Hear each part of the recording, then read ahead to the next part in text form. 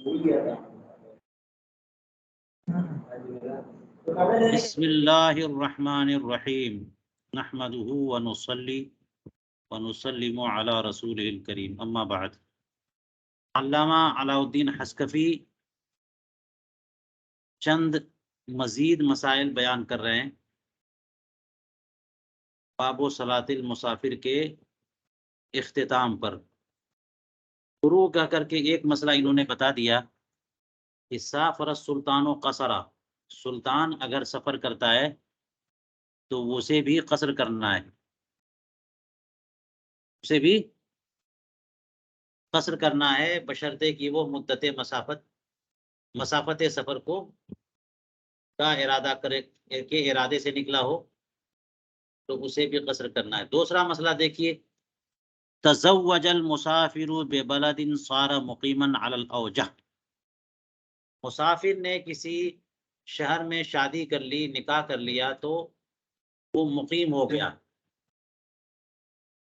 اور اوجہ لفظ جو اصطلاح ہے وہ کسی ایک قول کو راجح قرار دینے کے لیے، یعنی درایتاً یہ قول راجح ہے۔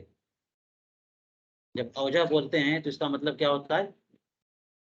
ہاں، منصوص کے سے قریب ہے، منصوص مذہب نہ ہو تو منصوص مذہب کے قریب ہے درایت کے اعتبار سے، ٹھیک ہے؟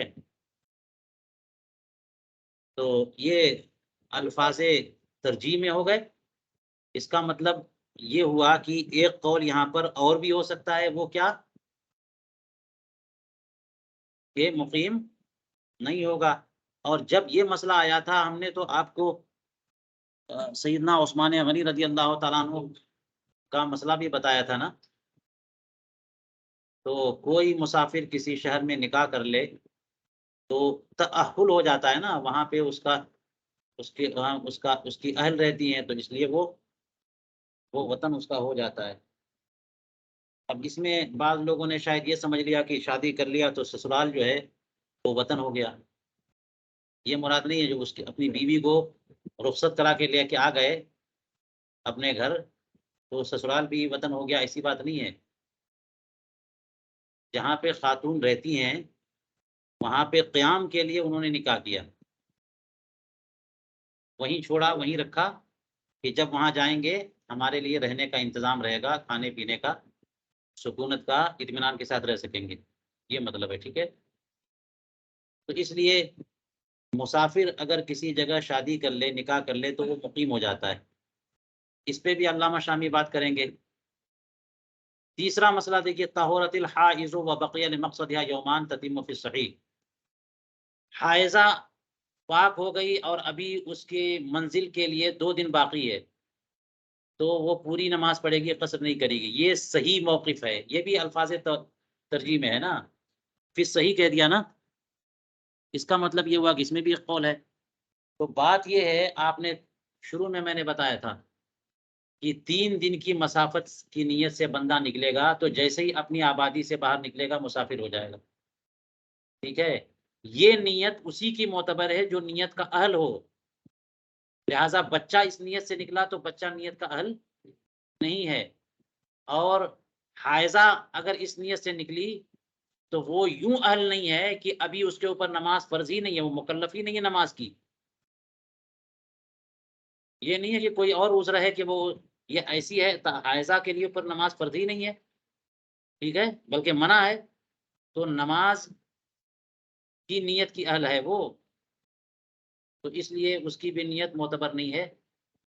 لہذا وہ اگر 3-4 دن کی کے سفر کی نیت سے چلی اور حالت حیض میں تھی، 1 دن 2 دن کا سفر طے ہوا، اس کے بعد وہ پاک ہو گئی اور ابھی 1 دن کا سفر باقی ہے یا 2 دن کا سفر باقی ہے، تو حساب وہاں سے ہوگا جہاں سے پاک ہوئی ہے، کیونکہ نیت کی اہلیت اب اس کے اندر ہوئی ہے۔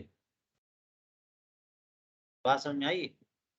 اس لیے اس کے منزل تک جانے کے لیے ابھی 2 دن باقی ہیں یا 1 دن باقی ہے، تو وہاں 3 دن تو باقی نہیں ہے نا، وہاں سے 3 دن کی مسافت باقی ہو تو وہ قصر کرے گی، ورنہ تتمو کیا کرے گی؟ ہاں، اتمام کرے گی فی الصحیح کا لفظ بتا رہا ہے کہ ایک قول یہ بھی ہے کہ اس کی نیت شروع سے معتبر ہوگی. کسبی بلغا و بخلاف، ہاں جیسے کہ ایک بچہ بالغ ہو جائے کہ بچہ بھی چلا تھا گھر سے اور 2 دن کی رات طے کرنے کے بعد وہ بالغ ہو گیا، اب وہ جہاں جانا چاہتا ہے ایک ہی دن کا راستہ باقی ہے، تو اب نیت کا اعتبار ہوگا، اس نیت کا اعتبار نہیں ہے جو بالغ اب ہوا ہے. برخلاف کافر کے، بخلاف کافر نے اسلمہ، برخلاف کافر کے جو مسلمان ہو گیا. یہ شروع میں ہم نے توضیح کر دی تھی کہ جب چلا تھا کافر وہ وہیں سے 3 دن کی نیت لے کے چلا تھا، ہے نا، اور 2 دن کا راستہ طے کرنے کے بعد وہ کیا ہو گیا، مسلمان ہو گیا، تو وہیں سے نیت معتبر ہے اور اب وہ قصر کرے گا. وجہ یہ ہے کہ کافر کے اندر نیت کی اہلیت ہے، اس لیے کہ اس کے اوپر بھی نماز فرض ہے. ابھی میں نے بتایا تھا نا، کافر یہ 2 قول اس سلسلے میں ہیں کہ کفار احکام شرعیہ کے مکلف ہیں کہ نہیں ہیں. تو ایک قول یہ ہے کہ کفار ایمان کے مکلف ہیں، احکام شرعیہ کے مکلف نہیں ہیں. اور دوسرا قول جو ہے وہ کیا ہے، ایمان کے بھی مکلف ہیں اور احکام شرعیہ کے مکلف بھی ہیں. اور اس لیے ان کو جو سوال ہوگا نا وہ دونوں کا سوال ہوگا. اسی لیے قرآن پاک میں یہ فرمایا کافروں کی حکایتاً کہ وہ جہنم میں جائیں گے تو وہ کہیں گے کہ لم نکو من المصلین، ہم نماز پڑھنے والے تھے نہیں، افسوس ہے افسوس، ہم زکوٰۃ دیتے نہیں تھے، نیک کام کرتے نہیں تھے، ولم نکو نطعم المسکین، ہم یہ نہیں کرتے تھے. یہ کیوں یہ بات ہو رہی ہے کہ جناب ہم یہ نہیں کرتے تھے؟ اصل بات بولو نا کہ ایمان نہیں رکھتے تھے. اس کا مطلب یہ ہوا کہ ایمان نہ رکھنے پر بھی سزا ملے گی اور نماز نہ پڑھنے پر بھی سزا ملے گی. تو نماز پڑھنے کے مکلف ہوئے کہ نہیں ہوئے؟ ہاں ایک عارض ہے ان کے ساتھ، وہ کفر ہے، اس عارض کے ساتھ ان کی نماز ہوگی نہیں، مگر وہ نماز کے مکلف ہیں. حائزہ نماز کے مکلف ہے.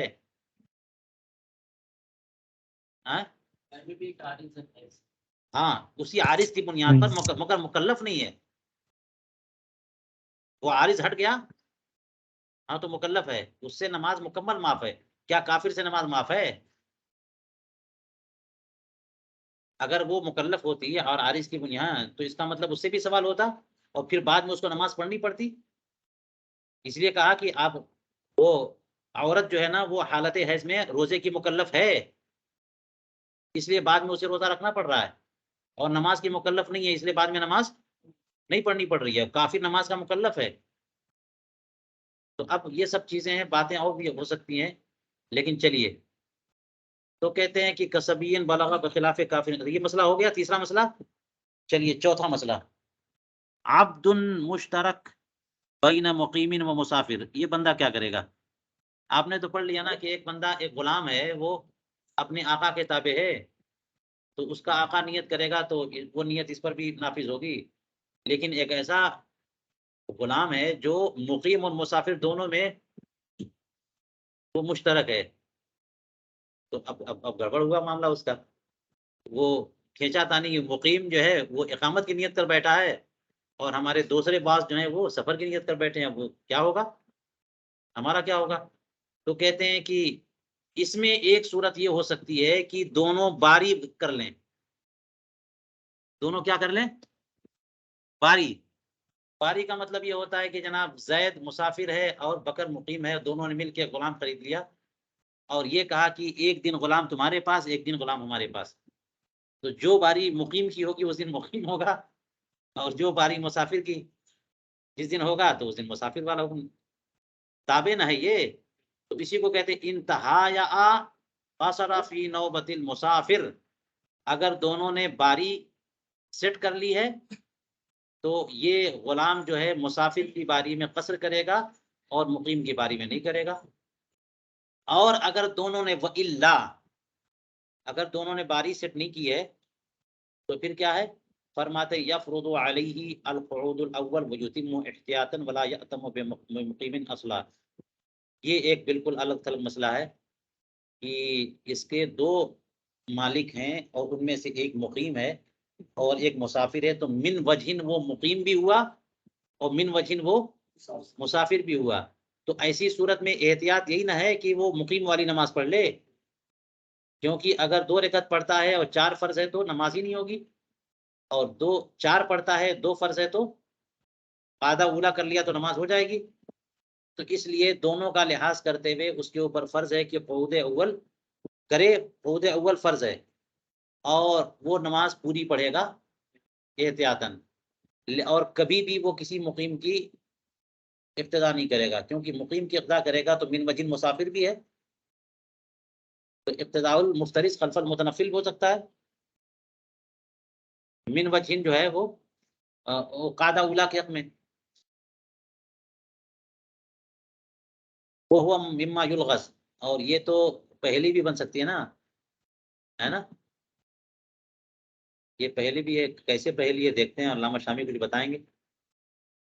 قال لنسائہ، یا پھر ہو سکتا ہے اگلی والی بات کو پہلی کہا انہوں نے، ایک بندے نے اپنی ازواج سے کہا، اس کی 4 بیویاں تھیں، اس نے اپنی ازواج سے کیا کہا، من لم تدری منکن کم رکعتا فرض یوم ولیلۃ فہی طالق، تم میں سے جو زوجہ یہ نہ جانتی ہو کہ ایک دن ایک رات میں کتنی رکعتیں فرض ہیں، اسے طلاق۔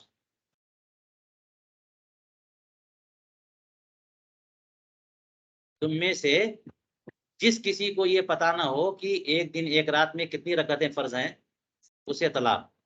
اور اس میں سے اب کیا ہوا، فقالت احداہن، ایک نے کہا 20 رکعتیں، دوسری نے کہا 70 رکعتیں، تیسری نے کہا 15 رکعتیں، چوتھی نے کہا 11 رکعتیں۔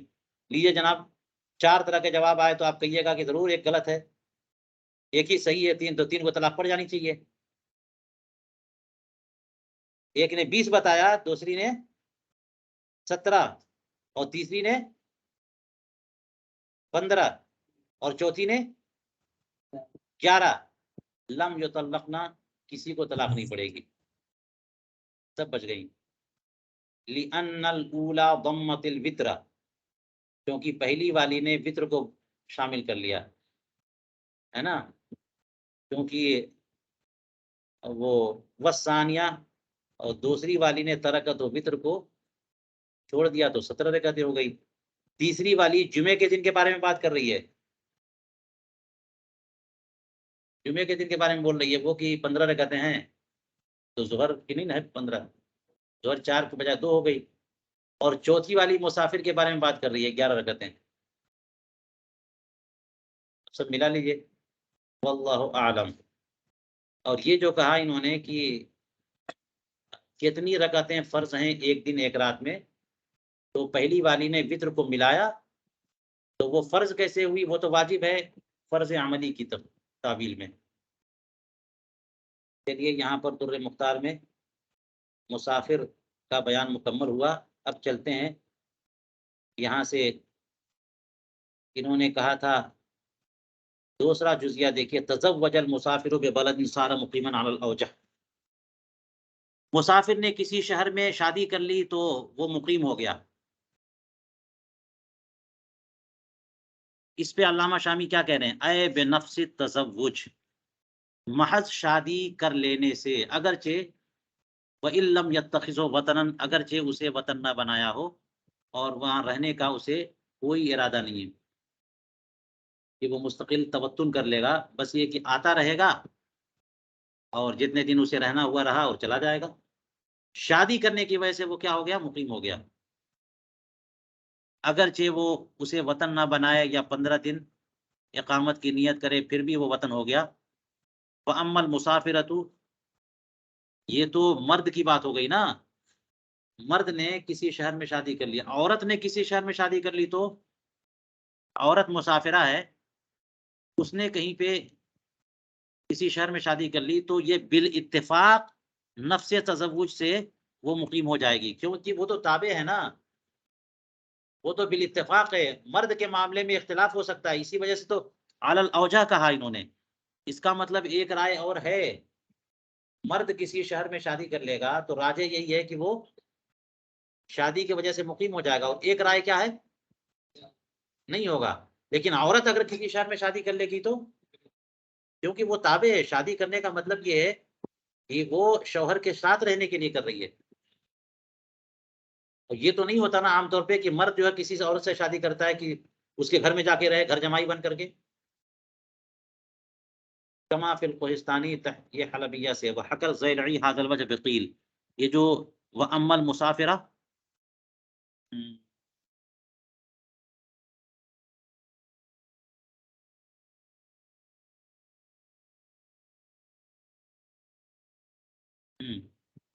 شوہر وہاں رہتا ہے نا.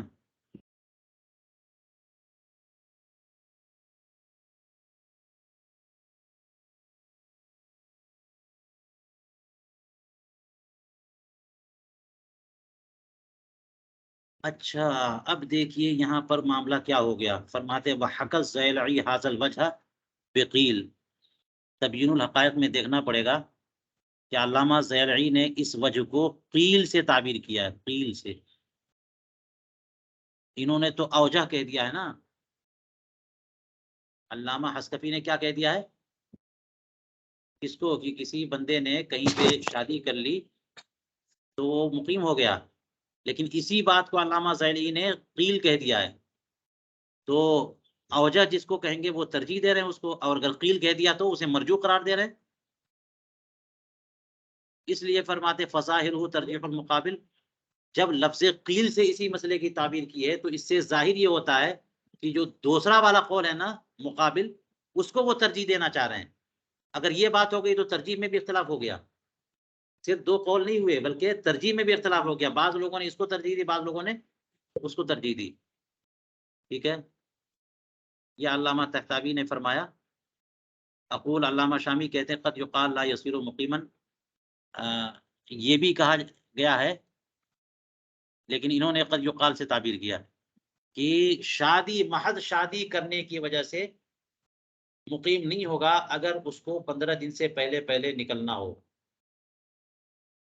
محض شادی کرنے سے مقیم نہیں ہوگا اگر اسے 15 دن سے پہلے پہلے نکلنا ہو. تأمل کہہ کر کے انہوں نے لوگوں کی فکر کو موڑ دیا ہے کہ ذرا اور محنت کریے اور سوچئے اور کتابوں میں تلاش کریے. ٹھیک ہے، انشاءاللہ موقع ملے گا تو دیکھا جائے گا. فی الحال ہم آگے بڑھتے ہیں. قول وہ تتم فی الصحیح، یہ کس کی بات ہے؟ یہ وہ حائضہ والی بات ہے نا، کہ حائضہ اگر راستے میں پاک ہو گئی اور ابھی 2 دن کا سفر باقی ہے تو وہ قصر نہیں کرے گی بلکہ پوری نماز پڑھے گی، کیونکہ مسافت سفر نہیں ہے وہاں سے اگر کاؤنٹ کریں تو.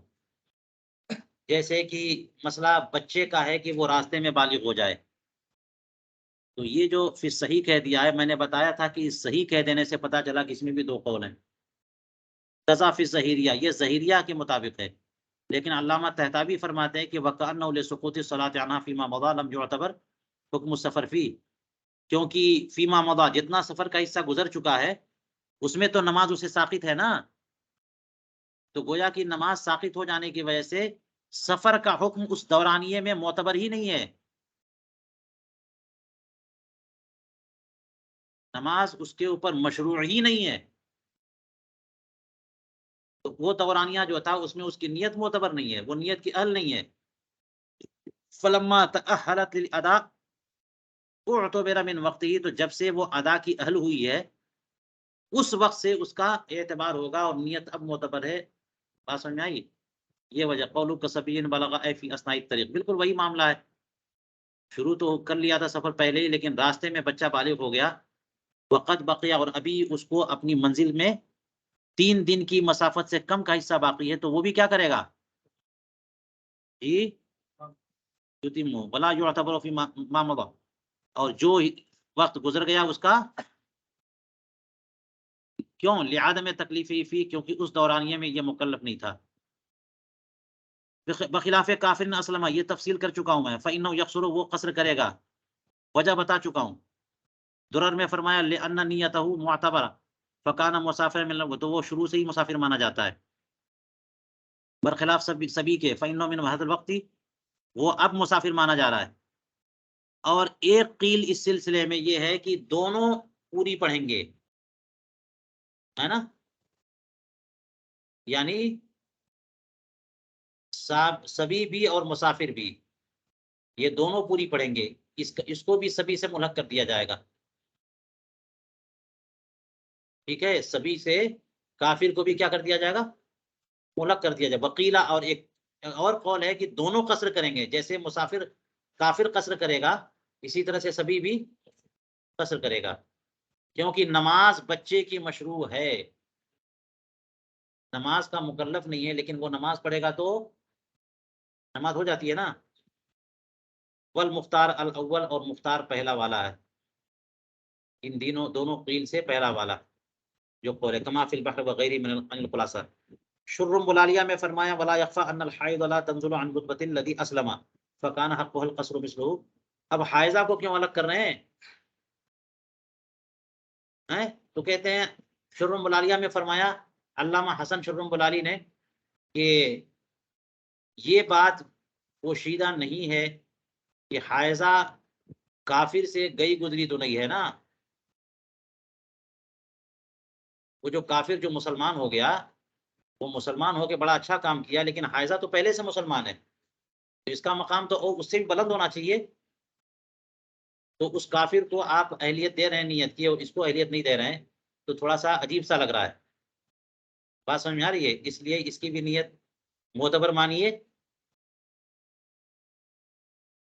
دیکھیے علماء کی بحثیں کیسی کیسی ہوتی ہیں، اس میں پریشان ہونے کی ضرورت نہیں ہوتی، بہت شوق سے کشادہ ذہن اور کشادہ دلی کے ساتھ سننے کی ضرورت ہے. بات سمجھ آ رہی ہے کہ کتنے شوشے اور کتنے گوشے اور کتنی گنجائش ہوتی ہے گفتگو میں. بات سمجھ آئی؟ اور پھر عمل کے معاملے میں وہ اختیار کیا جاتا ہے جس پر فتویٰ ہوتا ہے. جب فتویٰ کی نوبت آتی ہے تو اس میں شوشے گوشے نہیں نکالے جاتے.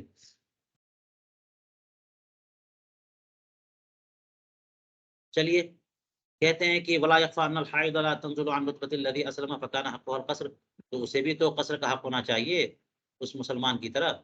واجاب فی نهج النجاح، اس کتاب میں اس کا جواب دیا علامہ شرم بلالی کا کہ بان مانعها سماوی بخلافہ، اس کو تو کریڈٹ مل رہا ہے نا حائضہ کو، اور بات یہ ہے کہ اس کا عذر سماوی ہے، وہ معنی من جہت اللہ ہے، اور یہ کافر کا جو عذر ہے یہ سماوی نہیں ہے، یہ خود اس کا ذمہ دار ہے، یہ کافر خود ہے. بات سمجھ میں آئی؟ اور اس کا جو عذر ہے وہ فطری ہے، اس کا عذر غیر فطری ہے، بندے اصل میں مسلمان پیدا کیے گئے. بات سمجھ میں آئی؟ تو غیر فطری اس کا عذر ہے، اس لیے کہتے ہیں بیاننا مانعها سماوی بخلاف، اس کا عذر مانے جو ہے عورت کا وہ سماوی ہے برخلاف اس کافر کے، تو اس لیے اس کا مانا جا رہا ہے، اس کا مانا نہیں جا رہا ہے، وہ جو ہے نا معذور مانی جا رہی ہے. ان کان کل منہما من اہل النیت، یعنی اگر دونوں کے دونوں اہل نیت ہوں تو بھی عورت کی نیت معتبر نہیں مانی جا رہی ہے، اور بچے کی نیت کافر کی نیت معتبر مانی جا رہی ہے برخلاف سبھی کے، کیونکہ سبھی جو ہے وہ نیت کا اہل نہیں ہے، سبھی جو ہے نیت کا اہل نہیں ہے، بچہ ہے. تو یہ جو بات کریں گے نا تو اس کا مطلب یہ ہوا کہ دونوں نیت کے اہل ہیں، حائضہ بھی اور کافر بھی. لیکن منعها من الصلاۃ،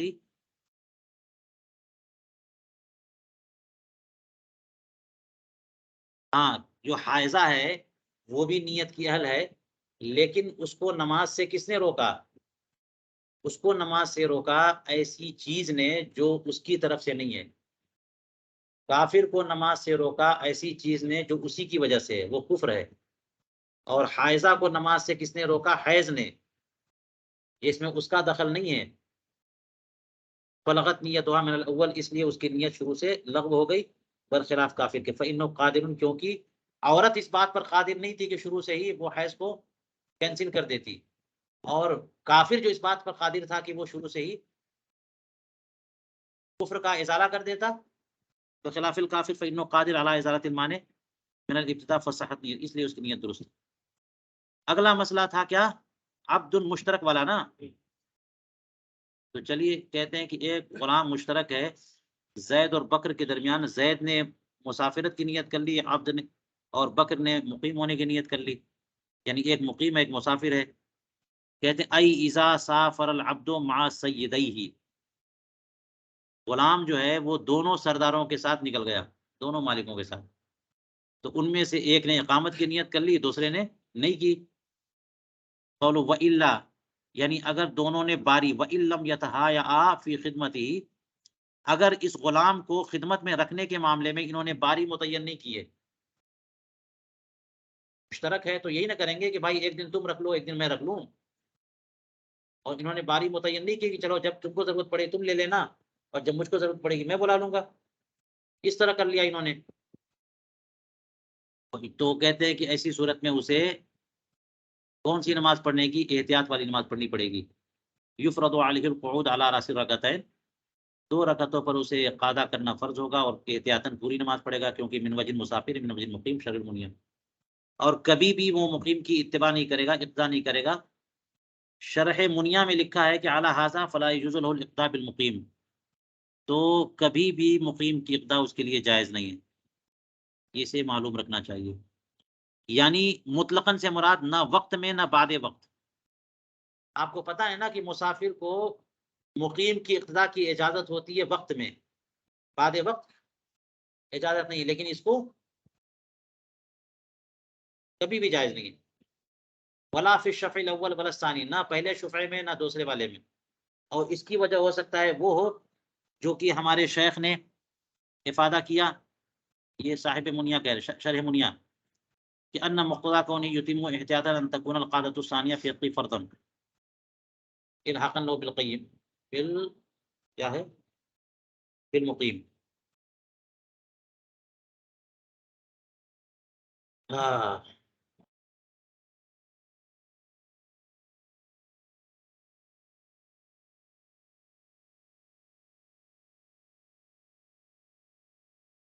تو کہتے ہیں کہ ہمارے شیخ نے افادہ فرمایا کہ اس کے اتمام کرنے کا تقاضا، احتیاطاً اتمام کرنے کا تقاضا یہ ہے کہ قاعدہ ثانیہ بھی اس کے اوپر فرض ہو، الحاقاً لو بالمقیم، مقیم سے ملحق کر کے. تو مقیم پر قاعدہ ثانیہ فرض ہے نا، اور مسافر پر قاعدہ اولا فرض ہے، یعنی 2 رکعت پر، تو دونوں قاعدہ فرض ہو گئے نا اس کے اوپر.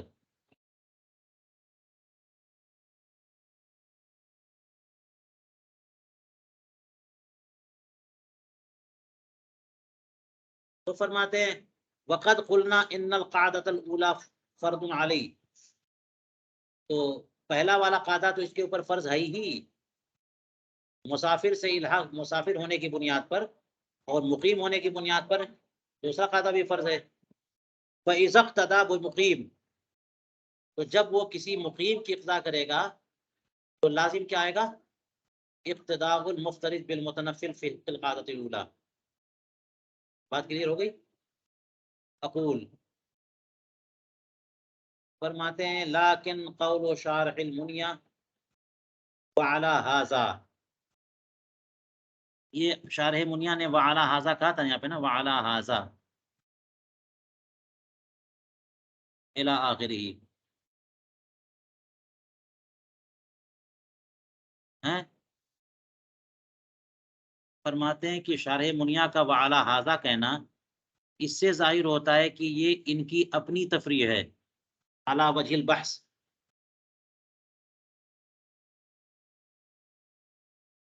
علی ھذا جب کہتے ہیں تو اس کا مطلب وہ خود تفریح کر رہے ہیں کہ اگر یہ بات صحیح ہے تو اس کی بنیاد پر ایسا ہے. یہ نقل نہیں کر رہے ہیں کہیں سے، یہ اپنی بحث کے طور پر تفریح کر رہے ہیں. اعلیٰ وجہ بس وَإِلَّا فَالَّذِي رَأَيْتُهُ مَنْقُولًا فِي التَّاثَارِ الثَّانِيَةِ عَنِ حجہ، ورنہ جو مسئلہ ہم نے دیکھا ہے تاتار ثانیہ نے نقل کیا ہے نا حجہ سے، وہ یہ ہے کہ ان لم یکن بالمحایات، بالمحایات اگر محایات کے طور پر نہیں ہے، وہو فی ایدیہما ہیں، اور باری کے طور پر نہیں ہے بلکہ وہ دونوں کے کنٹرول میں ہے، باری بھی سیٹ نہیں کی ہے، دونوں کے کنٹرول میں ہے، تو ہر نماز جو وہ غلام پڑھے گا تنہا وہ 4 ہی پڑھے گا. وَيَقْعُدُ عَلَىٰ رَأْسِ الرَّكْعَتَيْنِ، اور 2 رکعتوں کے اختتام پر بیٹھے گا اور اخرین میں تلاوت کرے گا. وَقَضَا إِذَا اقْتَدَىٰ بِمُسَافِرٍ يُصَلِّي مَعَهُ رَكْعَتَيْنِ، اور یوں ہی اگر مسافر کے ساتھ نماز پڑھے گا تو اس کے ساتھ 2 رکعت نماز پڑھے گا.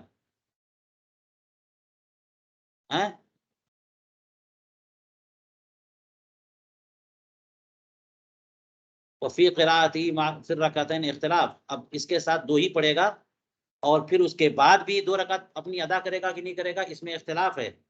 وَأَمَّا إِذَا اقْتَدَىٰ بِمُقِيمٍ فَإِنَّهُ يُصَلِّي أَرْبَعًا بِالاتفاق، اور جب مقیم کی اقتدا کرے گا تو 4 پڑھے گا بالاتفاق۔ یہ دیکھ لیجیے، یہ قول ہے کہ نہیں، یہ مسئلہ یہ ہے۔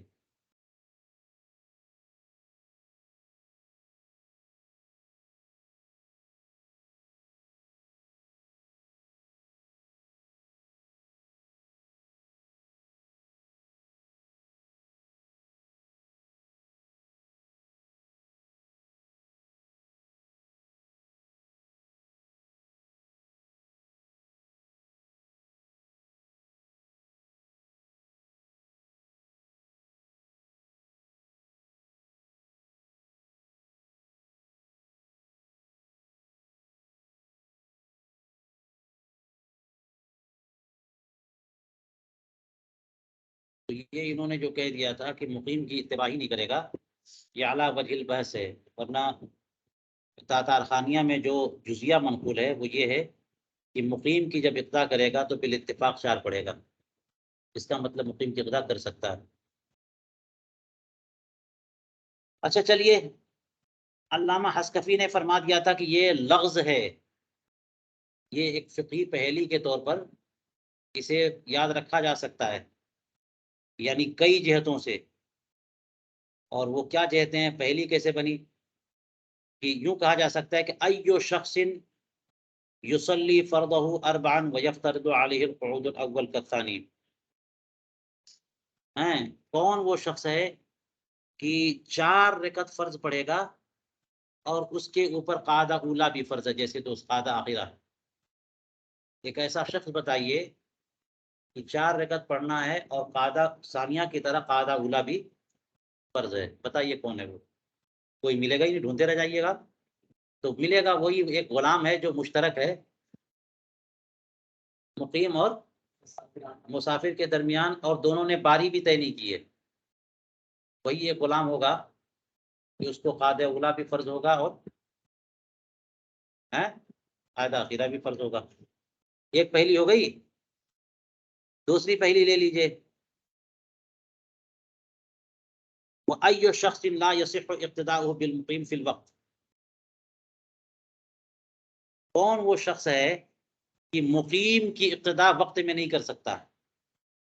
یعنی آپ نے تو یہ پڑھا ہے کہ مقیم کی اقتدا بعد میں نہیں کر سکتا، تو مسافر مقیم کی اقتدا وقت نکل جانے کے بعد نہیں کر سکتا، مقیم کی اقتدا وقت میں تو سبھی کر سکتے ہیں، سبھی کر سکتے ہیں۔ تو یہاں پر بتائیے کہ کون سا وہ بندہ ہے کہ جس کی جو مقیم کی ابتدا وقت میں بھی نہیں کر سکتا، تو یہ عبد مشترک، جب بھی اس پہ بحث بھی گزر گئی ہے۔ تیسری جہت ہے پہلی کی کیا، وَأَيُّ شَخْصٍ لَيْسَ بِمُقِيمٍ وَلَا مُسَافِرٍ، کون سا وہ شخص ہے جو نہ مقیم ہے نہ مسافر ہے؟ لیجیے جناب، یہی بیچارہ جو ہے نہ گھر کا نہ گھاٹ کا، نہ مقیم ہے نہ مسافر ہے، لا الہ الا ولا الہ الا، تیسری جہت ہو گئی۔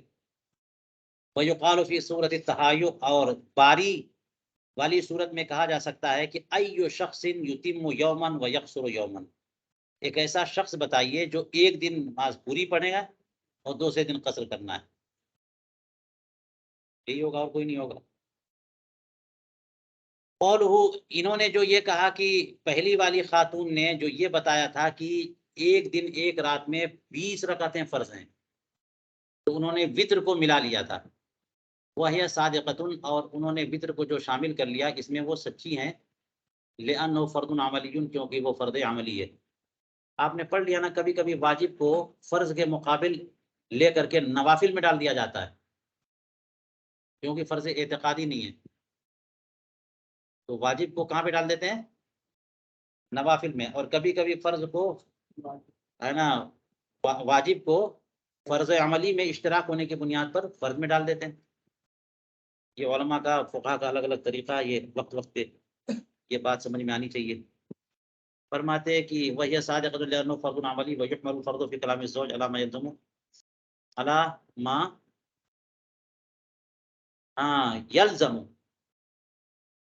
تو لفظ فرض جو شوہر نے بولا تھا، لفظ فرض، وہ فرض بمانا فرض حقیقی، فرض اعتقادی کے معنی میں نہیں بولا تھا، لازم ہونے کے معنی میں، جو ضروری ہے. ورنہ فرض علمی جو ہوتا ہے وہ تو صرف فرض ہے، فرض عملی جو ہوتا ہے وہ واجب ہوتا ہے. تو شوہر نے جو کہا تھا کہ بتاؤ ذرا ایک دن ایک رات میں کتنی نمازیں فرض ہیں، تو اس نے جب اتنی گنجائش رکھی ہوگی لفظ فرض میں تبھی تو عورت نے 20 کہہ دیا. تو لفظ فرض سے مراد لازم، لیعم فعلہ العملی، تاکہ عملی فرض بھی شامل ہو جائے. تحتاوی قول وللثالثۃ لیوم الجمعہ، اور تیسری نے 15 رکعتیں بتائی تھی نا، تو وہ جمعے کے دن کی بات کر رہی ہے. اے قالت ذلک العدد لفروض یوم الجمعہ، جمعے کے دن فروض قطعیہ کتنی ہے؟ 15 ہے. ولم تنظر الی الوتر، اور انہوں نے وتر کو شامل نہیں کیا. اسی طرح چوتھی نے بھی وتر کو شامل نہیں کیا، تو انہوں نے مسافرت کی بات کی، تو کل 11 رکعتیں بتائیں. واللہ تعالی اعلم. چلیے